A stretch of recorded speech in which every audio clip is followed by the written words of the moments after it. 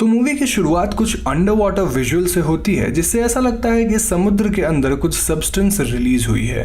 फिर scene shift होकर Emily और रैंडाल नाम के दो टीनेजर्स को दिखाता है जो कि एक कपल थे और वो रैंडाल के पेरेंट्स के बीच हाउस आए होते हैं। पहले तो उन्हें लगता है कि उस घर में वो दोनों अकेले हैं और उनके कॉन्वर्सेशन से पता चलता है कि उनका ब्रेकअप हो गया था और वो रिसेंटली फिर से अपने रिलेशनशिप को पैचअप कर रहे हैं। उनके कॉन्वर्सेशन से ये भी पता चलता है कि एमिली अपनी पढ़ाई को लेकर बहुत पैशनेट है और रैंडाल बहुत लेजी था और उसने कॉलेज भी छोड़ दिया था। इतना ही नहीं, वो एमिली को सजेस्ट करता है कि उन्हें इस बीच हाउस में परमानेंटली रुक जाना चाहिए, लेकिन एमिली को ये मंजूर नहीं था। एनीवेज, जब एमिली बेडरूम से नीचे आती है तो उसे किचन में रिसेंटली यूज्ड बर्तन वगैरह दिखते हैं और वॉशरूम में भी मेडिसिन वगैरह मिलते हैं। इतना ही नहीं, उसे किचन में एक औरत दिखती है जिसने ओशन से कुछ ऑयस्टर्स कलेक्ट किए थे।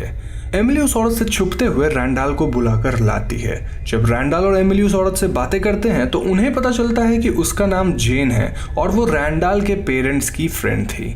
तभी जेन का हस्बैंड मिच भी वहां आ जाता है जो ग्रोसरीज लाने गया था। एमिली सजेस्ट करती है कि वो और रैंडाल एक होटल में शिफ्ट हो जाएंगे, लेकिन जेन और मिच उन्हें डिनर के लिए इनवाइट करते हैं और रैंडाल इस बात से राजी हो जाता है। घर के बाहर एमिली को एक स्लग दिखता है जो कि बहुत अजीब सा था और इस स्लग को देखकर ऐसा लग रहा था मानो वो स्लग ग्रो कर रहा हो। यहाँ एमिली और रैंडाल के बीच थोड़ी बहस भी हो जाती है क्योंकि रैंडाल ने उसके फादर से बिना पूछे एमिली को वेकेशन के लिए बीच हाउस में ले आया था। खैर, रात को डिनर के टाइम सभी जेन के द्वारा कलेक्ट किए गए ऑयस्टर्स खाते हैं एक्सेप्ट एमिली, और यहाँ हम देखते हैं कि ये ऑयस्टर्स कुछ अजीब तरह से मूव कर रहे होते हैं जिस पर कोई ध्यान नहीं देता। एमिली सबको बताती है कि वो ऑर्गेनिक केमिस्ट्री पढ़ रही है और साइंटिस्ट बनना चाहती है। दूसरी तरफ रैंडाल कॉलेज के खामियों की कंप्लेन करने लगता है और वो सबको एडिबल वीड ट्राई करने के लिए सजेस्ट करता है। जेन और मिच अग्री करते हैं और जब सब नशे में होते हैं तो मिच किचन के टैप से आ रहे पानी के अजीब टेक्सचर को नोटिस करता है। मीनवाइल एमिली जेन को बताती है कि उसे एस्ट्रोबायोलॉजी पढ़ना है जिसमें उन्हें उन ऑर्गेनिजम्स के बारे में पढ़ना है जो कि सी में हैं और अब तक डिस्कवर नहीं हुए हैं। इस सीन के बाद हम कुछ ग्लो कर रहे माइक्रोब्स को देखते हैं जो कि बीच के चारों तरफ फैले हुए थे। एमिली यहाँ ये भी बताती है कि ऐसे माइक्रोब्स यूजुअली ओशन के पानी में होते हैं और जेन इन ऑर्गेनिजम्स को क्लोजली देखना चाहती थी, इसलिए वो बीच के पास ग्रो कर रहे कुछ ट्रीज के पास जाती है। यहाँ जेन ट्रीज के लीव्स पे लगे कुछ सब्सटेंस को छू लेती है जिसके बाद वो कफ करने लगती है। जेन फिर डिसओरिएंटेड फील करती है और तभी बीच के पास एक फॉग फॉर्म होने लगता है। इस फॉग को इनहेल करने के बाद एमिली भी डिसओरिएंटेड हो जाती है और वो बेहोश हो जाती है। जब एमिली को होश आता है तो वो देखती है कि जेन उल्टी किए जा रही थी, जिसके बाद एमिली सोने चली जाती है।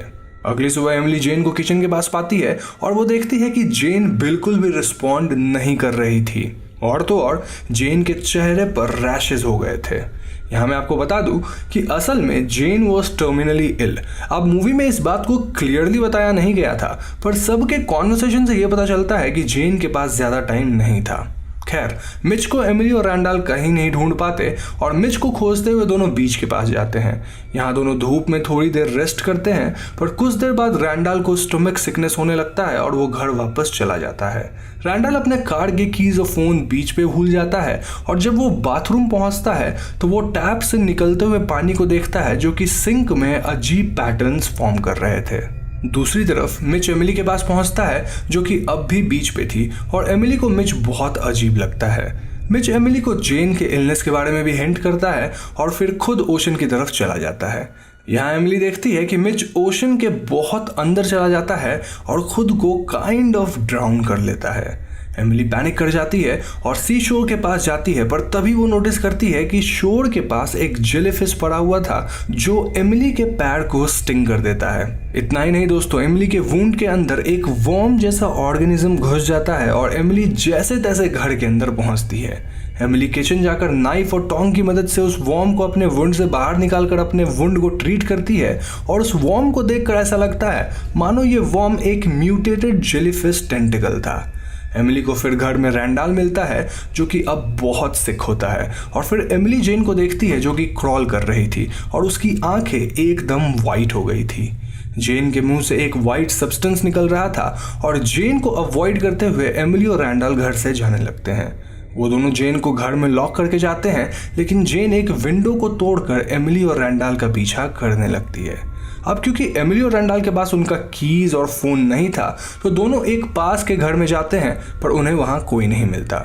उसी समय वो फॉग वापस आ जाता है और एक इंसान जिसकी हालत जेन जैसी हो गई थी, वो एमिली और रैंडाल की तरफ क्रॉल करते हुए आता है। फॉग की वजह से एमिली को कुछ क्लियर नहीं दिखता और रैंडाल की हालत भी बिगड़ती जाती है।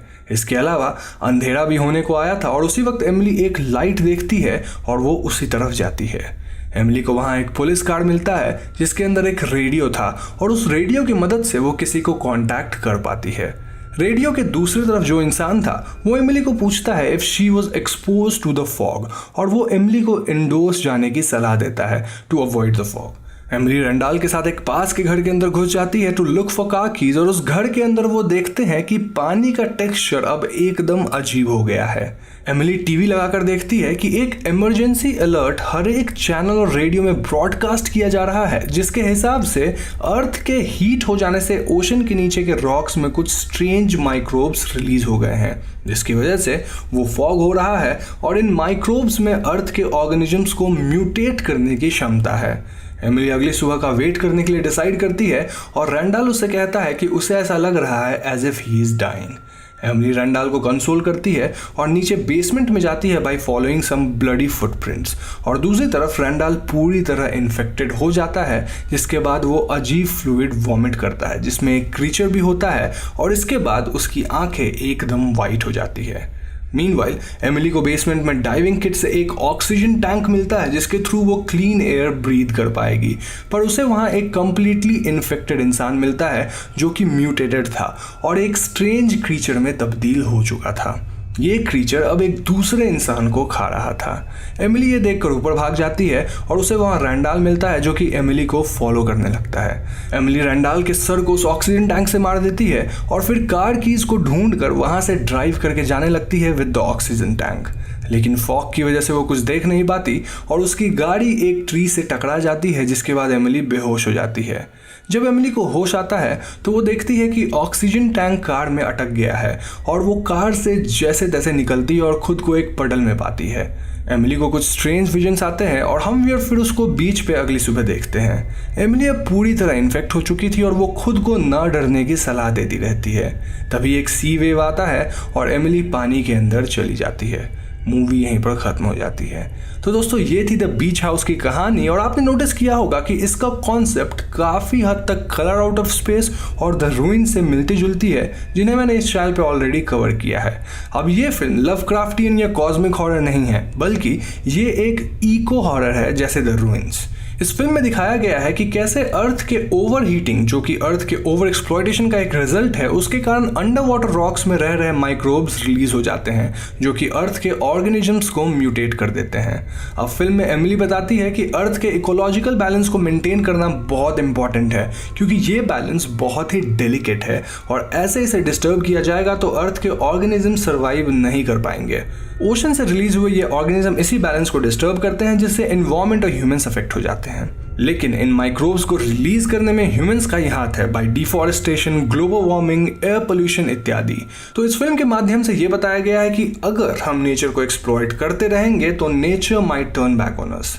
मूवी के एंड में जब एमिली को सी वेव्स ओशन के अंदर ले जाते हैं तो ये सीन इस बात को सिग्निफाई करती है कि ये माइक्रोब्स अब अर्थ को टेक ओवर कर रहे हैं, जिससे ह्यूमंस का एक्सटेंशन इनएविटेबल है और अब अर्थ में एक न्यू ऑर्गेनिज्म या लाइफ फॉर्म एग्जिस्ट करने वाला है।